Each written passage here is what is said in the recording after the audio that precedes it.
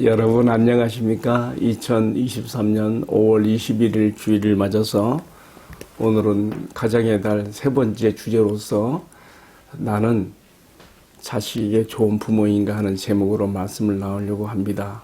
오늘 관련된 말씀은 에베소서 6장 4절 제가 봉독합니다. 또 아비들아 너희 자녀를 노엽게 하지 말고 오직 주의 교훈과 훈계로 양육하라. 아멘. 저는 젊은 시절 바다를 삶의 터전으로 삼고 배를 집으로 삼아서 이곳저곳을 달릴 때에 정말 그 선원들의 삶의 애환이 무엇인가를 뼈저리게 알게 되었습니다. 그것은 곧 가정의 품인 것을 알았습니다. 그래서 월급은 좀 적더라도 꽁보리밥에 된장국을 먹더라도 가족들과 함께 살아가는 것이 얼마나 큰 행복이고 축복인가 하는 것을 좀 뼈저리게 많이 느껴보았지요. 미국의 민요 가운데 우리에게 친숙한 노래로서 즐거운 나의 집이 있습니다. 영어로는 홈, 스위트 홈이라고 하는 아름다운 노래입니다. 즐거운 곳에서는 날 오라 하여도 내 쉴 곳은 작은 집, 내 집뿐이라. 즐거운 곳에서는 날 오라여도 이렇게 시작된 노래죠. 이 노래를 작사한 사람은요 존 하워드 페닉이라는 사람인데요. 이분은 13살 때 어머니가 돌아가시고 또 이어서 아버지까지 다 세상을 떠나게 되어 가족들이 다 뿔뿔이 흩어졌습니다. 그가 영국인이 되어서 이렇게 어느 날 프랑스의 파리의 밤거리를 지나가다가 어느 집 창가에서 정말 은은한 조명빛이 나오면서 단정한 카튼이 내려져 있는데 그 사이로 가족들이 함께 둘러앉아 있는 아름다운 모습을 보고 그는 몸소리치게 자기 가족에 대한 그름이 솟구쳐 올라서 이 노래의 가사를 썼다고 합니다. 영국인 헨리 비숍이 작곡했고 미국의 또한 영국인이었던 존 하워드 페인이 30대의 나이에 그는 이 노래를 만들었습니다. 근데 그는요 이 노래를 작사하고서 평생 집 없이 외톨이로 그렇게 살다가 간 인물로 그렇게 또한 알려져 있습니다. 저는 오늘의 말씀을 준비하면서 정말 그 신앙의 명문가에 대해서도 생각을 해보았습니다. 미국인들이 신, 불신을 떠나서 가장 정말 인정하는 미국의 명문가는 누군가 하면요. 이 사람은 1707년부터 1757년까지 1700년대 전반기에 살았던 분인데요. 여러분 잘 아실 거예요. 조나단 에드워드라고 하는 목사님과 그의 아내 사라의 가정입니다. 그들이 살았던 그 집은요, 매사추세츠주에 있는 어느 시골 마을인데 그 통나무 집은 지금도 미국에 관광 오는 사람들의 한 관광의 코스가 되고 있습니다. 거기 가면 이렇게 써 있다 그래요. 저는 안 가봤습니다만 그래 보니까 이 작은 통나무 집의 가문이 미국 역사상 가장 빛나는 가문, 가장 위대한 가문, 조나단 에드워드 조나단과 사라의 가문입니다. 8대에 거쳐서 200년 동안 수없이 많은 사람들이 이 가문을 통해서 배출되어 나왔는데요. 부통령 1명, 주지사 3명, 대학 총장 13명, 변호사 149명, 판검사 48명, 사업가 75명, 차관급 공무원 82명, 의사 68명, 교수 66명, 발명가 25명, 목사 116명이 이 가문을 통해서 나왔습니다. 물론 이들이 세상에서 얼마나 성공했나, 세상에서 인정해주는 어떤 사람들이 되었나, 그런 것으로서만 우리가 판단할 수는 없습니다. 그러나 중요한 것은 이 가문이 그 후손들이 모두 덕망이 있고 가정적으로 행복하며 미국과 인류를 위해 헌신한 사람들이라는 점에서 평가를 받는 것 같습니다. 많은 사람들이 이 가문에 대한 연구로 박사학위를 받으려고 이렇게 참 연구를 했는데 공통점이 뭐냐면요. 너무 심플해요. 이런 결과를 내놓습니다. 조나단 에드워드와 사라는 너무 금실이 좋은 부부였습니다. 어머니 아버지가 하나님 안에서 서로 사랑하며 행복하게 살아가니까 자연스럽게 자녀들도 훌륭한 인물들로 자랐다는 것이 아주 너무 심플한 그런 결론으로 나옵니다. 그리고 조나단과 사라를 연구한 사람들은 또 이렇게 얘기합니다. 아이들을 훌륭하게 잘 키우고 싶습니까? 아이들에게 신경 쓰기 전에 먼저 부부관계에 더욱 집중하시고 신경 쓰십시오. 부부가 믿음으로 서로 존경하고 배려하며 살아갈 때에 자녀들은 자연스럽게 위대한 인물로 자라가게 될 것입니다. 말하자면 벤치마킹, 부모의 그 아름다운 그 모델적인 삶을 자녀들의 마음에도 새겨져서 그렇게 살아가게 된다는 것이지요. 우리 하나님께서는 가정에 부모라고 하는 그 우산을 통해서 자녀들을 모든 세상에 비를 맞게 되는 위협부터 보호하고 있지요. 그리고 하나님의 인자하심과 자비하심이 부모의 마음을 통해서 자녀들에게 나타나기를 바라십니다. 그런데 오늘 말씀 보게 되면요. 바울이 지금 에베소서 6장 4절의 말씀을 통해서 그리스도 안에서 새롭게 된 새로운 삶을 살게 된 가정들에게 주시는 주님의 교훈인데 첫 번째가 뭐냐면요. 아비들아 너희 자녀를 노엽게 하지 말고입니다. 굉장히 심플하지만 우리 마음에 다지는 말씀이에요. 골로새서 3장 21절에서도 동일한 그런 편지를 썼습니다. 아비들아 너희 자녀를 의롭게 하지 말지니 그들이 낙심할까 함이라. 되게 자녀의 마음속에 그 화가 일어나고 반발 심리가 일어나고 분통을 터뜨리며 부모에 대한 반항과 적개심이 왜 생깁니까? 부모가 자녀를 인격적으로 대해야 되는 것이죠. 내 소유가 아니라 하나님께서 나에게 우리 가정에 위탁하신 생명의 선물로서 나는 이 자녀를 하나님 앞에 명품 자녀로 키워서 이 세상과 사회를 향해서 내보내야 될 책임과 사명이 있는데요. 내 소유로 생각하기 때문에 자녀에게 함부로 하고 우격다짐으로 하다 보니까 자녀들 마음속에 이런 것이 생길 수가 있는 것입니다. 특별히 아버지들이 조심해야 돼요. 또 아비들아 그래서요. 아비들아 내 자녀를 노엽게 하지 말고. 지금 바울은 이 편지를 쓸 당시가 로마 시대니까 그 당시에 그 가부장적인 그 아비의 권위가 가정 안에서 절대적이다 보니까 자녀들이 아버지들로 인해서 막 이게 받는 그런 상처가 많았기 때문에 이렇게 썼다고 이렇게 봐지기도 합니다. 성령의 감동으로 기록된 말씀인데요. 오늘날도 동일하게 적용되는 말씀입니다. 여러분, 왜 자녀들의 마음속에 이렇게 화가 일어나고 반발 심리가 일어날까요?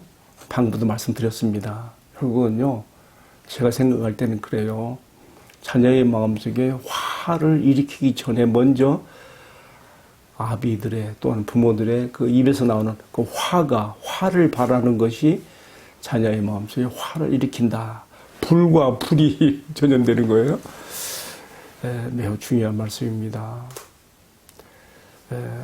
내 자녀들의 마음속에 화가 일어나지 않게 하라. 맞으면 좀 속된 말로 하면 썽질 부리지 마라.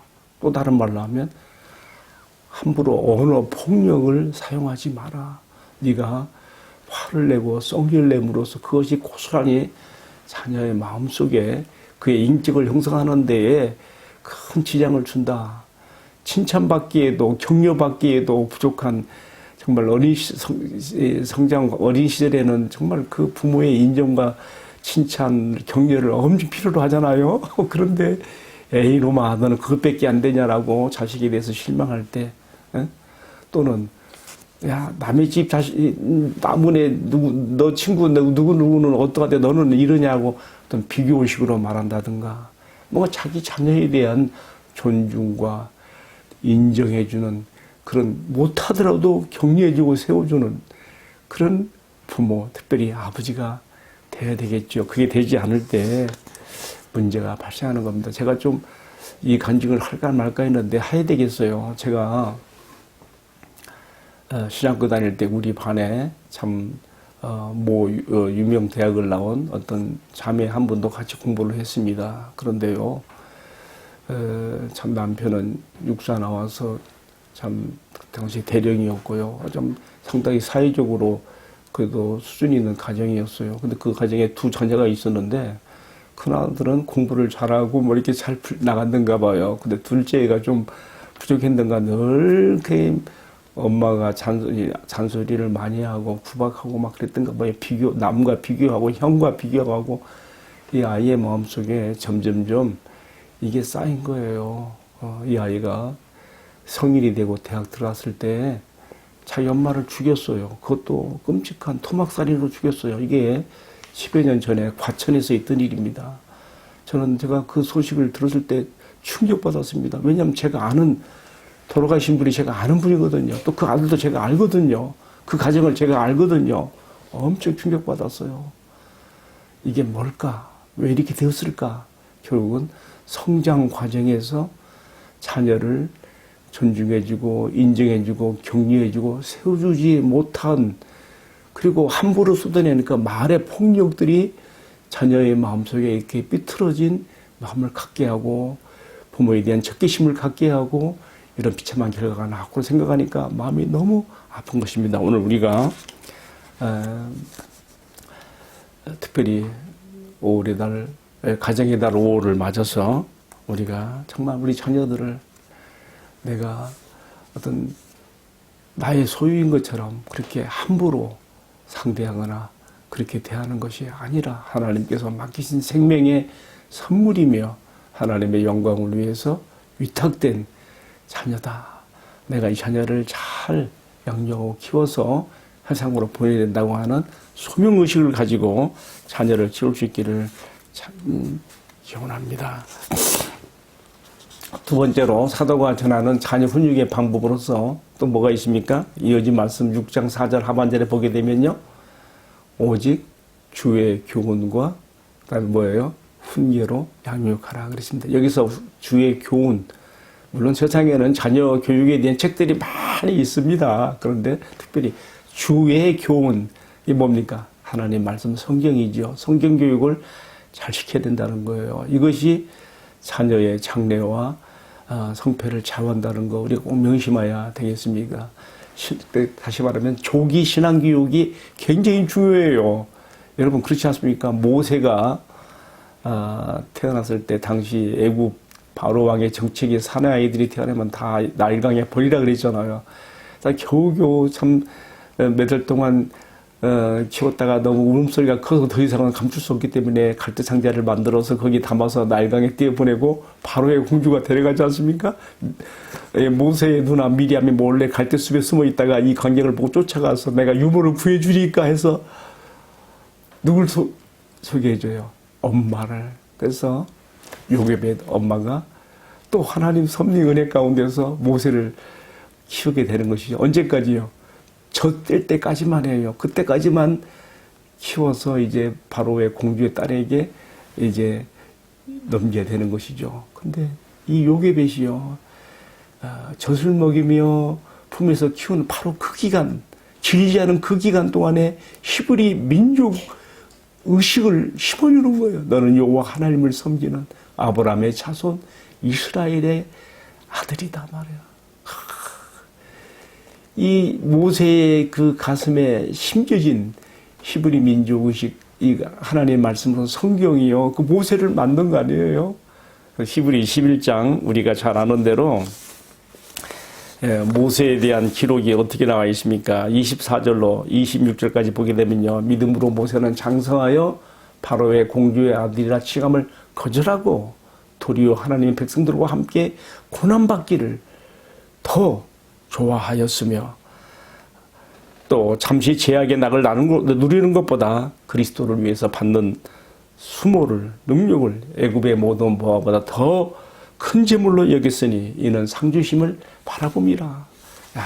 참 애국 궁전의 왕자로서 모든 권력과 부귀영화를 누릴 수 있는 그것보다도 지금 노예로 신음하고 있는 자기 동족 이스라엘 그들과 함께 고난받기를 선택했던 그 모세의 그 신앙 그 가치관이 어디서 나왔냔 말이에요. 그 어머니 요게벳이 모세를 안고 양육한 바로 그 기간에 여러분 참 그래서 신앙의 조기 교육이 정말 중요하다 하는 거 다시 한번 또 생각을 해보게 되는 것이 그러면서 지금 바울은 에베소 교회 성도들에게 주의 교훈과 훈계로 양육하라. 주의 교훈은 곧 주님의 말씀이라고 했습니다. 저는요 신약으로 들어와서 가장 이 말씀의 입각에서 훌륭한 모델로 생각되는 인물이 디모데의 어머니 누굽니까? 유니게를 생각하게 돼요. 바울이요 순교하기 전에 로마 감옥에서 마지막으로 가장 보고 싶었던 사람이 누구예요? 자기 믿음의 아들이면서 동역자였던 디모데거든요. 여러분 디모데후서 1장 1절 4절 이하의 말씀을 봐보십시오. 거기 보게 되면요 바울이 눈물겹게 디모데를 그리워하는 이유가 있어요. 뭐냐면 내가 내 소교에 있는 거짓없는 순수한 믿음을 내가 아는데 그것은 너의 예할머니 로이스와 내 어머니 유니게로부터 네가 받은 신앙인 것을 내가 안다. 여기서 이제 신앙의 계대성이 나오는 것이죠. 정말 하나님 말씀으로 잘 양육해서 정말 그 거짓없는 믿음으로 자라게 한 그 디모데 그 어머니 유니게를 생각해 보게 되는 것이죠. 또 이 유니게는 또 누가 키워? 그 예할머니 로이스 다 연결돼요. 디모데후서 3장 16절에 보게 되면 바울이 디모데에게 계속 말합니다. 네가 어려서부터 성경을 알았나니 그러니까 어려서부터 외할머니 로이스와 어머니 유니게로부터 성경 교육을 받은 거예요. 네가 어려서부터 성경을 알았나니 이 성경은 두 가지 기능이 있어요. 첫 번째는 그리스도 예수 안에 있는 믿음으로 말미암아 구원에 이르는 지혜가 있게 하느니라. 여기서 성경의 첫 번째 기능은 뭐냐입니까? 그리스도 예수 안에 있는 믿음으로 말미암아 구원을 얻게 하는 책, 구원의 책이에요. 구원의 책. 그 구원의 비결은 그리스도 예수 안에 있는 믿음, 이것이 지금 강조되고 있죠. 그 다음에 또 성경에 두 번째 기능이 또 있어요. 뭡니까? 디모데후서 3장 16절 하반절에 계속 나오는 말씀인데요. 이것은 또한 교훈과 책망과 바르게 함과 의로 교육하기에 유익하니 이는 하나님의 사람으로 온전케 하며 하나님의 뜻을 행하게 하려 함이라 그랬습니다. 그러니까 예수 믿어 구원받은 구원 얻게 된 하나님의 자녀들을 또한 이 성경이 교훈과 책망과 바르게 함 같은 교훈의 책으로서 이것이 작용을 하여서 그로 하여금 하나님이 쓰실 만한 인물로 그릇으로 만들어낸다는 것이죠. 디모데가 바로 그러한 하나의 모델로 세워진 것을 바울은 지금 말하고 있습니다. 우리가 사도행전에 들어가서 보게 되면요. 바울이 1차 전도 여행 때 루스드라에 가서요. 사람들에게 유대인들이 막 폭동을 일으켜가지고 복음을 전하다가 돌에 맞아 죽은 줄 알고 성 밖에 내쳐버렸습니다. 근데 어떻게 됐습니까? 하나님의 비상간섭이 있어서 다시 툭툭 털고 일어나서 또 가서 또 복음을 전하죠. 근데 2차 전도 여행 때 다시 이 도시 루스드라에 왔을 때요. 갈라디아 지방의 루스드라인데 바로 여기서 디모데를 만나는 거예요. 그 당시 디모데의 나이가 한 16세. 그의 어머니는 유대인이고 아버지는 헬라인으로 나와 있어요. 이 디모데가 어려서부터 성경 교육을 잘 받아서 성장했기 때문에요. 바울을 만나서 복음을 들었을 때 그는 이 복음, 율법과 복음 안에서의 어떤 그 정말 하나님의 놀라운 말씀의 능력을 체험하게 되는 것이죠. 그래서 그도 바울을 따라서 이 바울의 제자의 선교 동역자의 그 삶에 함께 참여하게 되는 것이죠. 제가 지금 이렇게 말씀을 드리고 있는가 하면요. 우리 자녀들을 양육할 때에 세상에 많은 교육의 방법도 있고 또 뭐 책들도 있고 하지만은 주의 교훈으로 가르쳐 하셔야 된다. 성경이 첫 번째 교과서가 돼야 된다. 여러분 이걸 꼭 우리가 명심해서 이렇게 실천해야 되겠습니다. 왜냐하면 하나님의 말씀은 성령의 감동으로 기록된 것이기 때문에 하나님의 성령이 역사하십니다. 여러분 지금요 생각해 보세요. 우리 주일학교들이 얼마나 지금 아주 그냥 황폐하게 되어 있습니까? 대형 교회를 제외하고서는요 대부분 주일학교가 없습니다. 우리 어린 시절만 해도 얼마나 주일학교가 흥황했습니까? 지금은요 몇백 명 모이는 교회들도 보면요 주일학교가 아주 고전을 면치 못해요. 거의 작은 교회들은 주일학교가 없습니다. 지금 시대가 이렇게 되었습니다. 그리고 설령 교회에 주일학교가 있다 할지라도 교회 가서 예배드리고 하나님 말씀 듣는 시간이 많아야 몇 분입니다. 몇십 분이겠죠. 한 시간도 안 되지요. 이제는 우리 자녀들을 신앙으로 양육하고 하나님 말씀을 가르치는 것 책임이 정말 교회에 맡겨지기보다 이제는 가정에서 우리 부모가 해야 된다는 것을 더 절실히 느끼는 우리가 시대를 맞고 있습니다. 이 어려운 시대에 정말 우리 가정의 자녀들을 주의 교훈으로 주의 말씀으로 잘 양육할 수 있는 은혜가 함께하기를 축복합니다. 하나만 더 말씀드리고 하는 것은 주의 교훈만으로서도 아니에요. 주의 교훈과 뭐라 했습니까? 훈계로 양육할. 훈계는 뭐냐면요. 다른 말로 징계예요. 자녀가 잘못된 일로 갈 때는 그것을 바로잡아 주기 위해서 부모가 무슨 자기 뜻에 맞지 않는다 해가지고 분풀이로 화내는 것으로 자기 감정의 어떤 발산으로 자녀를 때리거나 징계하는 것이 아니라 뭡니까? 자녀가 하나님 앞에 바로 되기를 위해서 자신의 그 감정이 개입되지 않은 순수한 사랑으로 키워야 징계해서라도 바로 잡아야 되는 것이죠. 나무가 아주 멋진 나무들 보게 되면요. 왜 이렇게 멋있게 자라는가 하면요. 어려서부터 꼴을 잡아줘서 그래요. 잔가지들을 쳐주면서 꼴을 잘 잡아주니까 이렇게 다 멋진 나무로 자라는 것이죠. 마찬가지로 여러분 우리 자녀들이 명품 신앙으로 하나님 앞에 쓰임받는 일꾼으로 자라기 위해서는요. 어려서가 중요하다는 거. 아까 제가 모세 얘기도 했습니다. 신앙의 조기교육 정말 중요합니다. 우리 어린 자녀들 우리가 양육할 때 주의 말씀으로 뿐만 아니라 때로는 징계가 필요하다는 거. 왜 그런가 하면요. 창세기 우리가 8장에 들어가서 보게 되면요.